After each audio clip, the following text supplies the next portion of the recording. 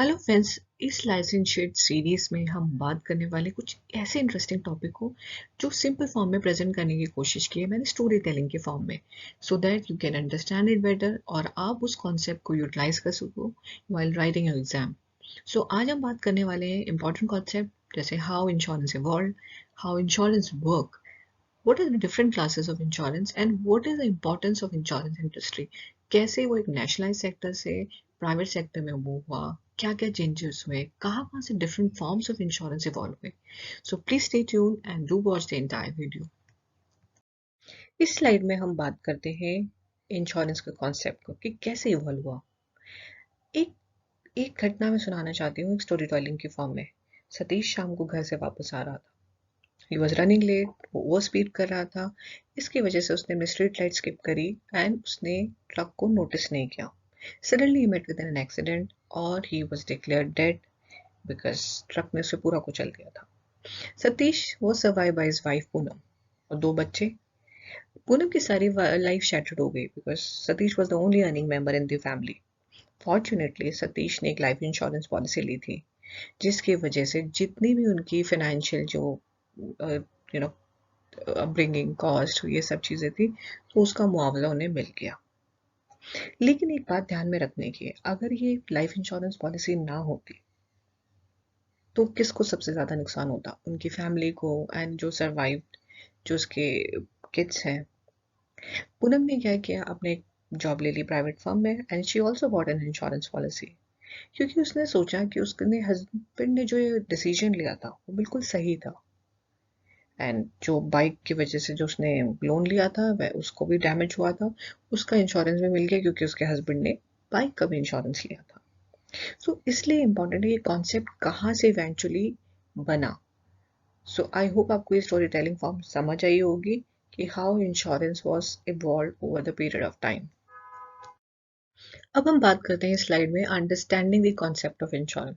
Imagine कीजिए अगर आप किसी कंपनी में काम करते हैं, क्या रिस्क हो सकते हैं अगर आपकी जॉब छूट जाए या आपको कुछ हो जाए। अनटाइमली डेथ होने की वजह से आपकी इनकम लूज हो सकती है। अगर आप बीमार हैं तो आप टेम्पररी आपकी जो फ्लो ऑफ इनकम है वो कम हो जाएगी।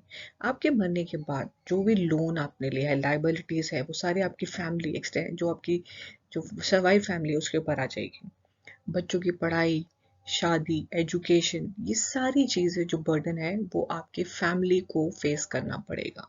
सो it is important to have insurance to avoid such risk. It will purely depend on the kind of coverage you are taking. जितना आप रिस्क सोच रहे हैं, जितना आप इन्फ्लेशन सोच रहे हैं उसके हिसाब से अपनी सम अश्योर्ड लीजिए या कवरेज लीजिए अपने रिस्क को कवर करने के लिए। उसके लिए आपको क्या करना पड़ेगा, आपको month on month, annually, biannually, quarterly premium pay करना पड़ेगा जिसे आप कंसिडरेशन कहते हैं। इस स्लाइड में हम बात करते हैं कि इमेजिन करो कि आपके पास कोई बिजनेस है। Think of some of the risk. अगर आप कोई बिजनेस चला रहे हो, पहला रिस्क ये हो सकता है कि आपकी मशीनरी खराब हो जाए because of the flood, fire, earthquake. दूसरा रिस्क ये हो सकता है कि आपके जो रॉ मटेरियल या फिनिश हो रहा है वो उनको कुछ नुकसान पहुंच जाए।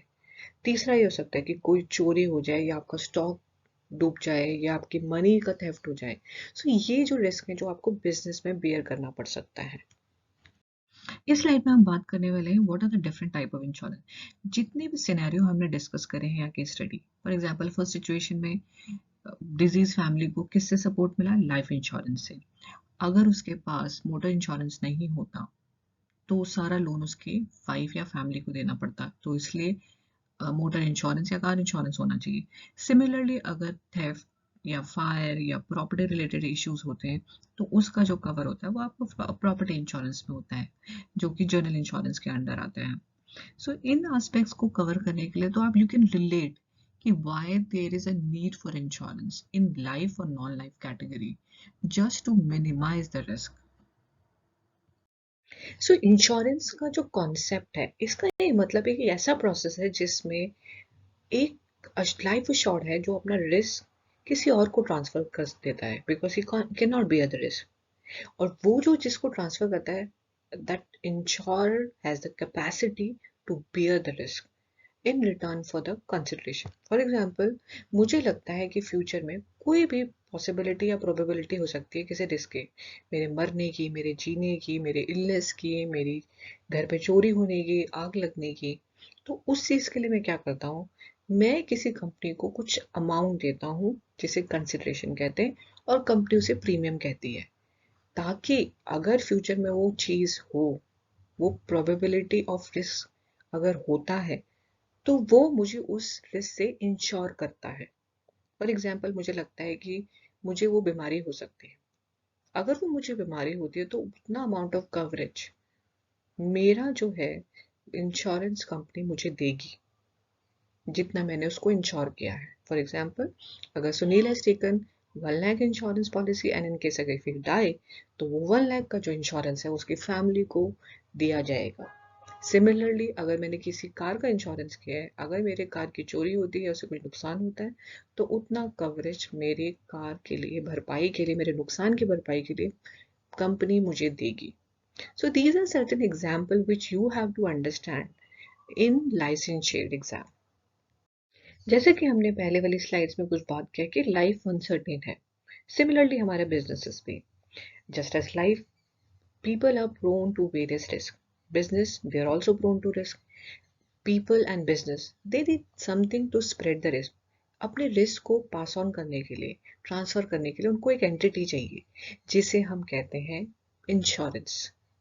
It can be life insurance, it can be general insurance, it can be car insurance. So यहाँ से आपका जो business of insurance evolve.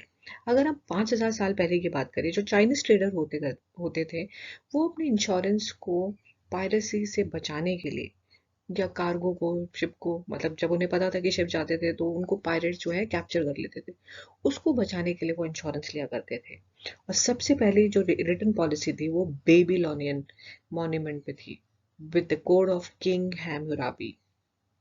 Hammurabi जो कोड था was one of the best form of written laws, and basic insurance gave the Babylon trader protection against loss of cargo. Now, 1666, जो great fire of London destroyed more than 13,000 houses, and उसको future में counter करने के लिए तब fire insurance establish हुई थी 1680 में। Trader in London used to gather at Lloyd Coffee House and agree to share losses of goods due to piracy or the ship sinking due to bad weather or other.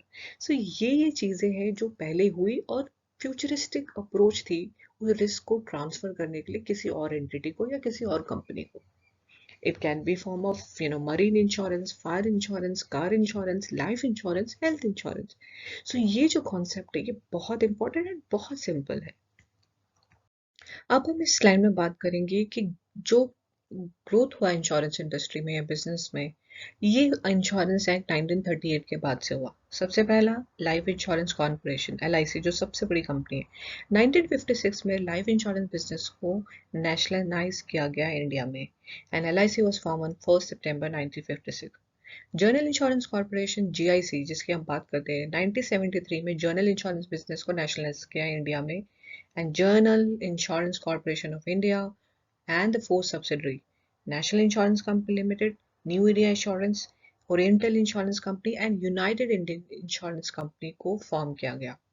As a part of nationalization process, जितने भी funding दी, सभी company को मर्ज कर दिया गया, 4 subsidiary of the GIC। And जो बाद में चेंजेस हुए, till 1999 LIC had the exclusive right over the life insurance business in India, क्योंकि सबसे पहले LIC को इस्टेब्लिश किया गया था। एंड 1999 के बाद कितने भी लॉ अमेंडमेंट हुए, फिर उसके बाद आपको जो स्टेक बढ़ाए गए, 23 और 24 लाइफ इंश्योरेंस कंपनियां, जो जो प्राइवेट कंपनीज हैं वो आई LIC के कंपटीशन में, एंड उसके बाद वो ग्रो कर रही हैं, and they are also giving competition. But LIC का तो कोई मुकाबला ही नहीं है, आप जानते हैं, क्योंकि it is a government owned and it is a nationalise company. इस स्लाइड में हम बात करने वाले हैं एसेट्स की।